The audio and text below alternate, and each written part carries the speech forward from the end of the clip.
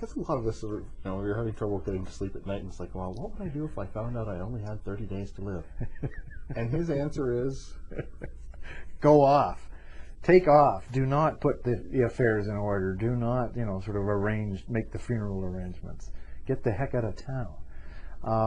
But he's got a particular twist to that. Well, I mean, he comes by that, frankly, uncharacteristic reaction pretty honestly. I mean, we learn in the novel that his father died rather suddenly without having done the things that he wanted to do, see the things that he wanted to see. And Ambrose, as a normal kind of bloke, he's going through his life, and he's being sensible, and he's being rational and responsible and all those kinds of things.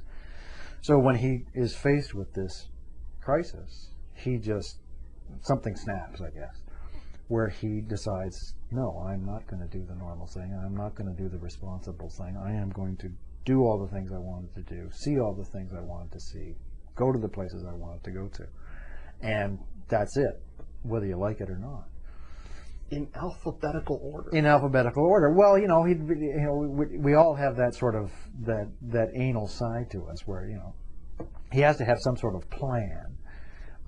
And he's always been a lover of the alphabet and always been, involved in type and words and letters and all those kinds of things. Growing up, he designs his own alphabets and things like that. So he comes by that sort of conceit, honestly, where, all right, here's my plan. As irrational as it may seem, I will start at A and I will work my way through. Did he teach you anything? Yeah. Oh, absolutely.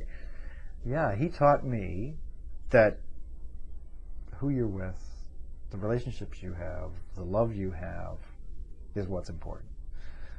Not necessarily so important that you acquire all this experience and go to all these places and see all these things. And that's not what gives you a full life. It's not, going down your checklist of things I must do, or material goods I must acquire. I mean, that's not what's important. So yeah, if he didn't teach it to me, he reaffirmed it for me. Was that that's what's important. Those are the key things. And he also reaffirmed for me the notion that you're allowed to enjoy stuff without having to worry about whether it means anything to you. There's a couple of instances in the novel where he's enjoying artwork that he's always loved. He couldn't explain why if you spent a month with him. He just likes it. He just likes, Velázquez's Venus. He just likes Rembrandt. It just does something to him. The problem with books, and that at sales conference, they want the simple answer. Yeah. Mm-hmm. They want to be able to say to the sales force, this is... They want a shorthand. They want a shorthand. Mm-hmm. And I'm having a hell of a time getting the shorthand on it, because it's kind of part fable.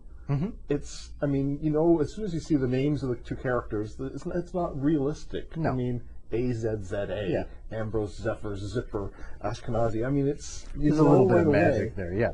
So what do you call it? I mean, is it hyperrealism? Is it surrealism? You know what? I think the closest, if someone is looking for a label for this thing, I think the closest thing would be a fable, would be some sort of a parable on the notions of love and loss and relationships, and how far you would go.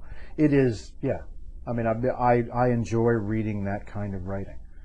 I spend a lot of time reading European writers a lot, who tend to write in that style, where there is a slight touch of magic to it.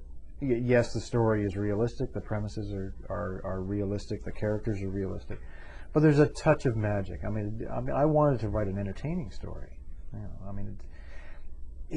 It's one thing to want to write about serious topics like love and loss and death and all those kinds of things, but it's another thing to do it with a sense of entertainment and to engage the reader somehow.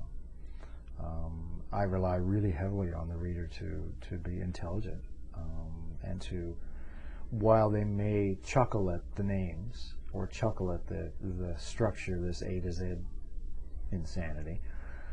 They bring their own thoughts and feelings to it, and they can read through that kind of stuff. And if I can get them to the point of reading through that by structuring it like a fable, like writing it like a fable, then so be it. The book is The End of the Alphabet. It's a striking first novel from C.S. Richardson and The End of the Alphabet, published by Doubleday Canada.